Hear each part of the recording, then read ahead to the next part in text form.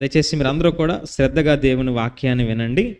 మొదటిగా బైబిల్ గ్రంథంలో నుండి సమూయేలు మొదటి గ్రంథం 30వ అధ్యాయం 18-19 వచనాలు. సమూయేలు మొదటి గ్రంథం 30వ అధ్యాయం 18-19 వచనాలు. ఇలాగున దావీదు అమాలేకులను దోచుకుని పోయిన దానిని అంతటిని తిరిగి తెచ్చుకొనెను. మరియు అతడు తన 2 భార్యలను రక్షించెను.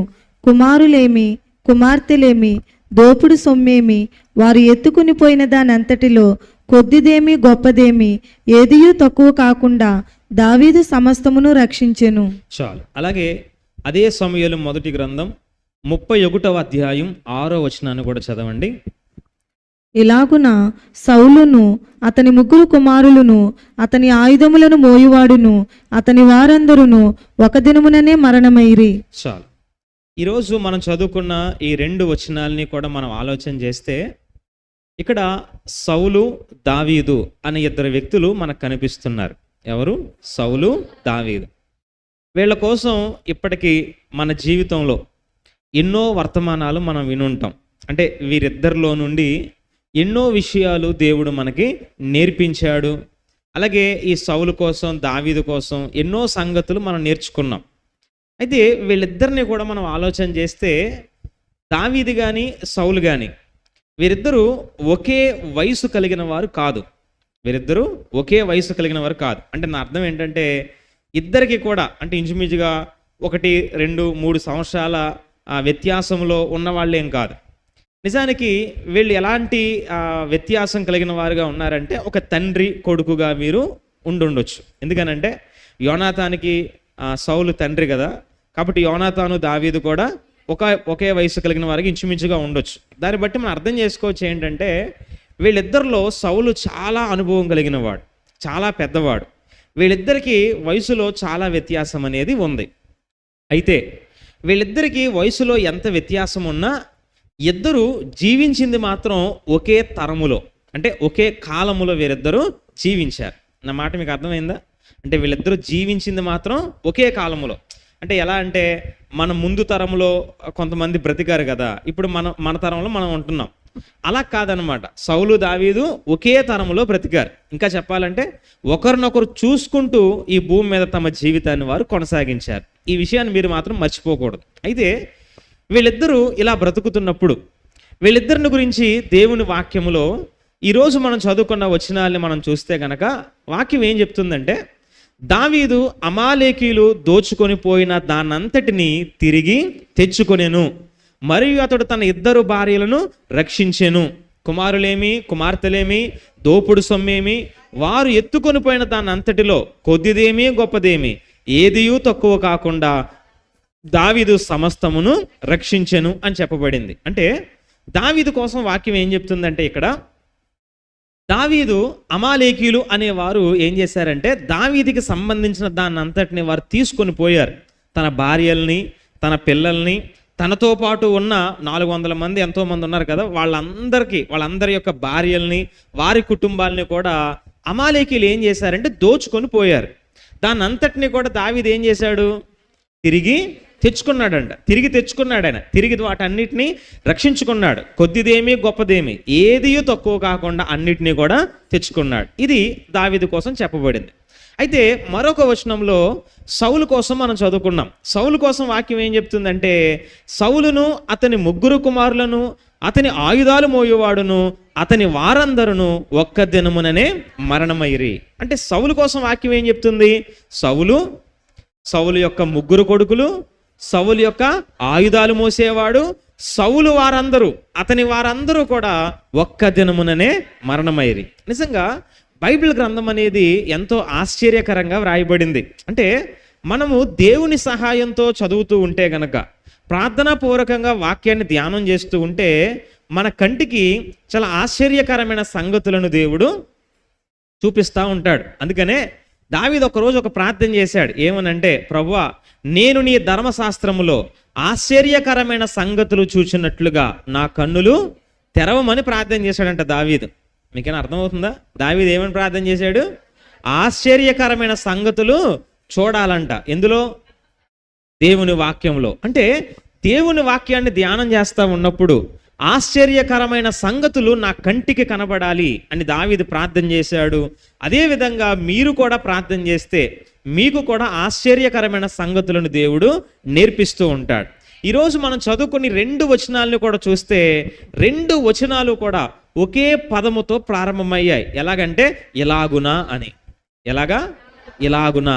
ఇలాగునా దావీదు అంతటినీ తిరిగి తెచ్చుకున్నాడు. ఇలాగున సౌలు తన వారందరినీ పోగొట్టుకున్నాడు. ఇలాగా 2 అద్భుతమైన విషయాల్ని ఈ 2 వచనాల్లో కూడా మనము చూస్తున్నాం. చూడండి ఎంత అద్భుతంగా దేవుడు బైబిల్ గ్రంథాన్ని వ్రాయించాడో కదా.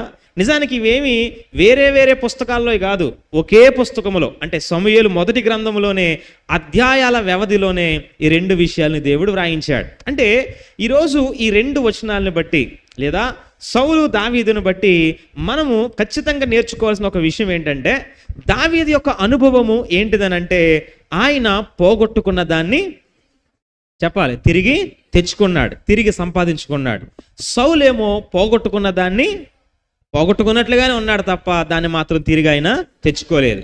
ఇద్దరి జీవితాన్ని కూడా మీరు ఆలోచన చేస్తే ఒకానొక దినము వారి జీవితంలోకి వచ్చింది. ఆ దినం ఏంటంటే శత్రువులు వారి మీద దాడి చేశారు, శత్రువులు వారి మీద యుద్ధం చేశారు, శత్రువులు వారి మీద పడ్డారు. ఆ దావీదు మీదకేమో అమాలేకీలు వచ్చారు, సౌలు మీదకేమో ఫిలిస్తీన్లు వచ్చారు. మీకు అర్థమవుతుందా? ఇద్దరి మీదకి ఎవరు వచ్చారు? శత్రువులు వచ్చారు. దావీదు మీదకి అమాలేకీలు. దావీదు మీదకి అమాలేకీలు ఎలా వచ్చారు అని అంటే మనందరికీ తెలుసు, సౌలు దావీదుని తరుముతున్నప్పుడు దావీదు తన ప్రాణాన్ని కాపాడుకోవడానికి చాలా చోట్లకి పరిగెత్తేవాడు. అరణ్యాల్లో దాక్కునేవాడు, కొండ గుహల్లో దాక్కునేవాడు. ఒకసారి మోయాబు రాజు దగ్గరికి వెళ్ళి తన తల్లిదండ్రుల్ని అక్కడ పెట్టాడు. ఎవరి దగ్గర? మోయాబు రాజు దగ్గర. చూడండి, మోయాబు రాజు దగ్గరికి ఎందుకు వెళ్ళాడు దావీదు? తన తల్లిదండ్రులు ఆయన కాపాడలేడా? తన తల్లిదండ్రులను ఎందుకు మోయాబు రాజుకు అప్పగించాడు అని అంటే మనం ఆలోచన చేస్తే దావీదు యొక్క వంశంలో ముందుకెళ్తే మనకు అర్థమయ్యేది ఏంటంటే అతని యొక్క ముందు తరాల్లో రూతు అనే ఒక స్త్రీని మనము చూస్తాం. రూతు బోయాజుని పెళ్లి చేసుకున్నప్పుడు ఆమె ఓబేదుని కన్నది, ఓబేదు యెషయిని కన్నాడు, యెషయి దావీదుని కన్నాడు అనమాట. ఈ విధంగా దావీదు యొక్క ముందు తరాల్లో రూతు అనే స్త్రీని మనం చూస్తాం. ఆమె మోయాబు దేశానికి చెందింది కదా, మీ అందరికి తెలుసు కదా. అందుకని తన తల్లిదండ్రులను ఏం చేశాడంటే మోయాబు రాజు దగ్గర అప్పగించాడు. నీ దగ్గర ఉంటే నా తల్లిదండ్రులు సేఫ్గా ఉంటారని చెప్పి అక్కడ పెట్టాడనమాట. అలాగా తన ప్రాణాన్ని కాపాడుకోవడానికి దావీదు చాలా చోట్లకి ప్రయాణం చేస్తూ ఉండేవాడు, పారిపోతూ ఉండేవాడు. అలాగ ఒక రోజు ఎక్కడికి వెళ్ళాడంటే ఫిలిస్తీన్ల దేశపు వాడైన ఆ దేశానికి రాజైన ఆకీషు దగ్గరికి వెళ్ళాడు. ఎవరి దగ్గరికి? ఆకీషు దగ్గరికి. ఆకీషు దగ్గరికి వెళ్ళి ఇలాగ నా సౌలు నన్ను తరుముతున్నాడు కాబట్టి నేను నీ దగ్గర ఉంటానని అడిగితే ఆకీషు ఏం చేశాడంటే సిక్లాగు అనే పట్టణాన్ని దావీదుకి ఇచ్చాడు. ఏ పట్టణాన్ని ఇచ్చాడు? సిక్లాగు. మీరు తిరిగి చెప్పాలి ఏంటది? సిక్లాగు. ఇది ఫిలిస్తీన్ల పట్టణం. ఇది యోధా వారిది కాదు, ఇశ్రాయేలు వారిది కూడా కాదు. ఇది ఎవరిది? ఫిలిస్తీన్ది. కానీ ఆ ఫిలిస్తీన్ల పట్టణమైన సిక్లాగుని ఆ రాజు ఏం చేశాడంటే దావీదుకి ఇచ్చాడు. దావీదుకి ఇవ్వడం వల్ల దావీదుతో పాటు నా 400 మంది 600 మంది 400 మంది 600 మంది ఉంటారు మొత్తం. అందులో 200 మంది ఇక్కడ ఆగిపోతారు, 400 మంది వెళ్తారు. సరే, అయితే ఇలా 600 మంది ఏం చేశారని అంటే కనుక దావీదుతో పాటు ఆ సిక్లాగ్ అనే పట్టణంలో ఉండేవారు. ఆ సిక్లాగులో నివాసం చేస్తూ ఉండేవారు. ఒకరోజు ఏం జరిగిందంటే ఫిలిస్తీన్లు అందరూ కూడా కలిసి ఇశ్రాయేలు ప్రజల మీదకి యుద్ధానికి వెళ్దాం అనుకున్నారు. ఎవరి మీదకి? ఇశ్రాయేలు ప్రజలందరి మీదకి. అందరూ బయలుదేరారు, యుద్ధం చేయడానికి వెళ్తున్నారు. ఈ లోపు దావీదు కూడా ఏం చేశాడంటే గాతు వాడైన ఆకీషు రాజుతో చెప్పాడు. ఏమని? రాజా, నేను కూడా నీతో పాటు యుద్ధానికి వస్తాను. ఎవరి మీదకి? ఇశ్రాయేలు ప్రజల మీదకి. అసలు ఈయన ఎవరు? ఇశ్రాయేలు జనాంగానికి చెందినవాడే, యోధా రాజ్యానికి యోధా గోత్రానికి చెందినవాడు. సౌలు తర్వాత ఆ రాజ్యం అంతటిని పరిపాలన చేయాల్సిన వాడు ఎవరు? దావీదే. మీకైనా అర్థమవుతుంది నేను చెప్పేది? అంటే ఇశ్రాయేలు ప్రజలందరికీ దీపముగా ఉండాల్సిన వాడు, ఇశ్రాయేలు ప్రజలందరికీ రాజుగా ఉండి వారి పక్షము నిలబడి యుద్ధాలు చేయవలసిన వాడు ఈరోజు ఏమంటున్నాడు? వారి మీదకే నేను యుద్ధానికి వస్తాను అంటున్నాడు. ఎప్పుడైతే ఈ విధంగా చెప్పాడో ఇది దేవునికి చాలా కోపం పుట్టించింది. చాలా విరోధమైన పని ఇది. మీరు ఆలోచన చేయండి. ఏ ప్రజల్ని కాపాడమని దేవుడు నిలవబెట్టాడో ఆ ప్రజల మీదకే యుద్ధానికి వస్తున్నాడంటే అది ఎంత పొరపాటు. అది నా మాట మీకు అర్థమైందా? మీలో ఎవరైనా సరే మీ కంటిని మీరే పొడుచుకుంటారా? చెప్పాలి, పొడుచుకుంటారా? పొడుచుకోరు. కానీ ఇక్కడ దావీదు చేస్తుంది అదే.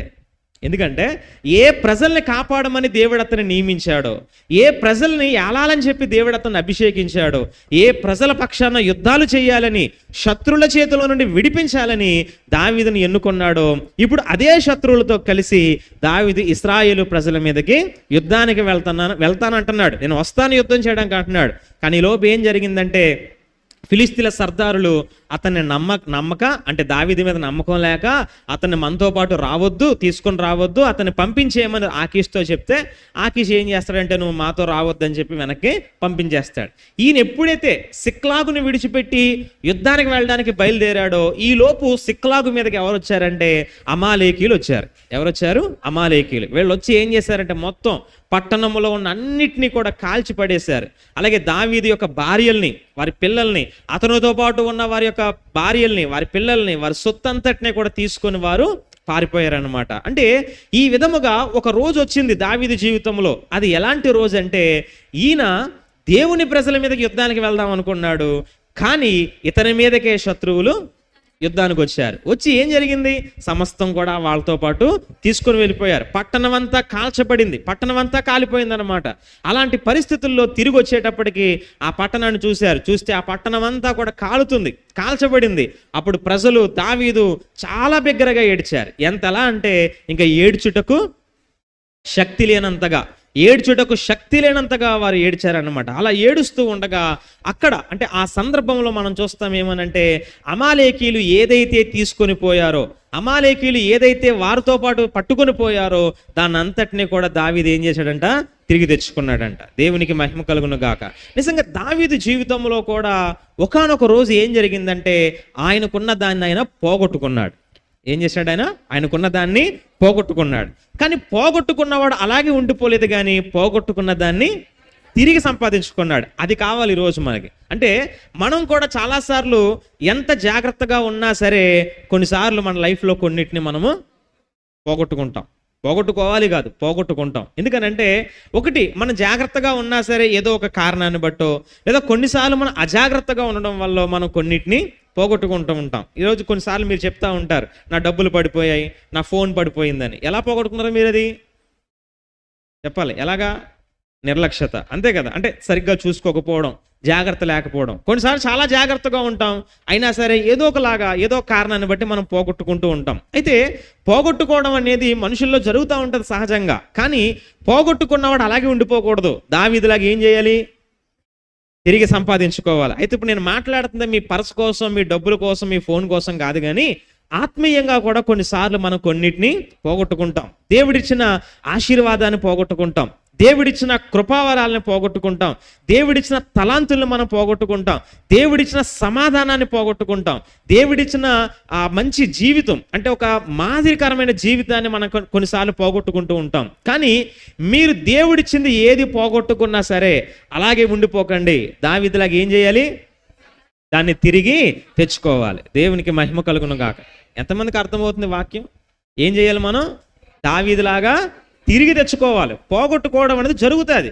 ఆ రోజు ఎలాగైతే శత్రువులు వచ్చారో, దావీదు ఎలాగైతే పొరపాటు చేశాడో మీరు ఆలోచన చేయండి. ఇశ్రాయేలు ప్రజల మీదకి ఆ రోజు యుద్ధానికి వెళ్లకుండా సిక్లాగులోనే ఉండుంటే పోగొట్టుకునేవాడు కాదు. కానీ ఆయన ఏం చేశాడంటే ఆ ఊరిని విడిచిపెట్టి దేవుని ప్రజల మీదకి యుద్ధానికి వెళ్ళాడు. దానివల్ల శత్రువులు వచ్చి తాను కలిగి ఉన్న దాన్ని అంతటిని పట్టుకొని పోయారు. కాబట్టి కొన్నిసార్లు పోగొట్టుకోవడం అనేది మనలో జరుగుతుంది, కానీ దావీదులాగా మళ్ళీ దాన్ని తిరిగి మనము తెచ్చుకోవాలి. ఇది దావీదు కోసం. కానీ ఆ పక్కన సౌలు కూడా కనిపిస్తున్నాడు మనకి. సౌలు కోసం వాక్యం చెప్తుంది 31వ అధ్యాయం 6వ వచనంలో ఏమనంటే, ఇలాగున సౌలును అతని 3 కుమారులను అతని ఆయుధాలు మోయేవాడును అతని వారందరూ ఒక్క దినముననే మరణమైరి. దావీదేమో తన వారందరినీ తిరిగి తెచ్చుకున్నాడు, సౌలేమో తన వారందరినీ పోగొట్టుకున్నాడంట. సౌలు ఏం పోగొట్టుకున్నాడంటే తన ప్రాణాన్ని పోగొట్టుకున్నాడు, తన 3 కొడుకుల్ని పోగొట్టుకున్నాడు, అలాగే తన ఆయుధాలు మోసేవాడిని పోగొట్టుకున్నాడు, తన వారందరినీ కూడా పోగొట్టుకున్నాడు. ఇంకా చెప్పాలంటే అదే రోజు సౌలు ఇంకా ఏం పోగొట్టుకున్నాడు తెలుసా? అతనికి ఒక మనవడు ఉన్నాడు. ఆ మనవడి పేరు మెఫీబోషెత్. ఏంటైన పేరు? మెఫీబోషెత్. మీ అందరికీ తెలిసే ఉంటుంది మెఫీబోషెత్. అయితే ఈ విధంగా సౌలు అతని కొడుకులు అందరూ చచ్చిపోయారని చెప్పి తెలిసినప్పుడు మెఫీబోషెత్కి ఒక దాది ఉంది. దాది అంటే చెప్పండి. ఆ దాది అంటే ఎవరో తల్లి కాదు, కానీ పెంచడానికి ఒక ఆయ అంటారు కదా, అలా అన్నమాట. ఒక దాది ఉంది. ఆమె ఏం చేసిందంటే మెఫీబోషెతును కూడా ఎక్కడైనా ఎవరైనా చంపేస్తారేమో శత్రువులు అని చెప్పి పాపం ఆయన ఎత్తుకొని గబగబా పరిగెడుతుంది అనమాట. పరిగెడుతున్నప్పుడు సడన్గా పడిపోయేటప్పటికి ఆ కుమారుడు ఆ మెఫీబోషెతు ఏమైపోయాడంటే 2 కాళ్ళు కూడా కుంటివాడుగా మారిపోయాడు. చూడండి, ఒక్క రోజులో సౌలు అతని ప్రాణాన్ని పోగొట్టుకున్నాడు, అతని 3 కొడుకుల్ని పోగొట్టుకున్నాడు, అతని ఆయుధాలు మోసేవాడిని పోగొట్టుకున్నాడు, అతని వారందరినీ పోగొట్టుకున్నాడు, తన మనవడి యొక్క భవిష్యత్తును కూడా ఆయన పోగొట్టుకున్నాడు. సౌలు అన్నిటినీ పోగొట్టుకున్నాడు ఆ రోజు, కానీ తిరిగి మాత్రము సంపాదించుకోలేకపోయాడు. కానీ దావీదు కూడా అన్నిటినీ పోగొట్టుకున్నాడు, కానీ తిరిగి సంపాదించుకున్నాడు. మరి ఇద్దరులో ఎవరిలా ఉండాలి? దావీదులా ఉండాలి. ఎందుకంటే పోగొట్టుకోవడం సౌలుకి జరిగింది, దావీదుకి జరిగింది. కానీ దావీదు చేసిన మంచి పని ఏంటంటే పోగొట్టుకున్న దాన్ని తిరిగి ఆయన సంపాదించుకున్నాడు. ఈరోజు మీ జీవితాల్లో కూడా ఒకవేళ ఒక్కసారి మీ లైఫ్ని వెనక్కి తిరిగి చూసుకుంటే దేవుడు మీకు ఎన్నో ఇచ్చాడు. ఒక మంచి పేరు ఇచ్చాడు, మంచి సాక్ష్యం ఇచ్చాడు, ఒక మంచి హోదా ఇచ్చాడు, దేవుడు ఎంతగానో మిమ్మల్ని దీవించాడు, దేవుడు ఎంతో గొప్ప స్వస్థత మీకు ఇచ్చాడు. ఇలా ఎన్నోసార్లు దేవుడు మీకు ఎన్నో విలువైనవి ఇచ్చాడు, కానీ అందులో కొన్నిటిని మీరు పోగొట్టుకొని ఉంటారు. ఎవరు లేరా? ఎవరైనా ఉన్నారు ఇక్కడ? ఒకసారి మీ చేతులు పైకెత్తారా? నేనేం పోగొట్టుకోలేదండి, దేవుడు నాకు ఇచ్చింది అనే వాళ్ళు ఉన్నారా?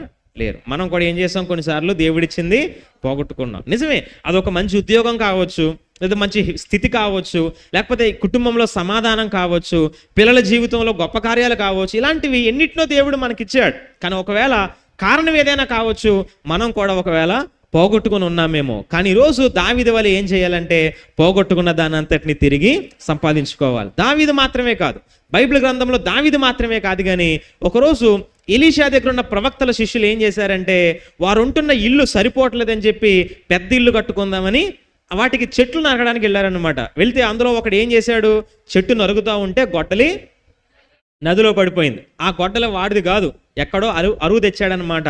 కాబట్టి వెంటనే ఎలీషా దగ్గరికి వెళ్ళి, అయ్యా నేను నా గొడ్డల్ని అరువు తెచ్చాను, నేను అది పడిపోయింది, ఇప్పుడు అది నాకు కావాలంటే కనుక అప్పుడు ఏమైందంటే ఎలీషా ఒక కొమ్మ అందులో వేయగానే ఆ గొడ్డలి పైకి తేరింది. అంటే ఆ ఎలీషా యొక్క శిష్యుడు కూడా పోగొట్టుకున్న దాన్ని ఏం చేశాడు చెప్పాలి, తిరిగి సంపాదించుకున్నాడు. అంటే ఆయన కూడా పోగొట్టుకున్న దాన్ని తిరిగి సంపాదించుకున్నాడు. అలాగే యేసు ప్రభువు ఒక ఉపమానం చెప్పాడు. ఆయన ఒక స్త్రీ 10 వెండి నాణాలు కలిగి ఉన్నప్పుడు అందులో ఒక వెండి నాణెము పడిపోయిందంట, పోగొట్టుకుందంట. ఆమె ఏం చేసింది, దీపం వెలిగించి ఇల్లంతా ఊడ్చి పోగొట్టుకున్న ఆ నాణాన్ని తిరిగి సంపాదించుకుంది. అంటే బైబిల్ గ్రంథాన్ని మనం పరిశీలన చేస్తే కొంతమంది పోగొట్టుకున్నారు, కానీ పోగొట్టుకున్న దాన్ని తిరిగి సంపాదించుకున్నారు. కానీ సౌలు మాత్రమే ఒక్కరోజే సమస్తాన్ని కోల్పోయాడు, కానీ తిరిగి సంపాదించుకోలేదు. కానీ దావీదు ఒక్క రోజులో సమస్తాన్ని కోల్పోయాడు, మళ్ళా దాన్ని తిరిగి తెచ్చుకున్నాడు. చూడండి, ఇద్దరికి ఎంత వ్యత్యాసం ఉందో.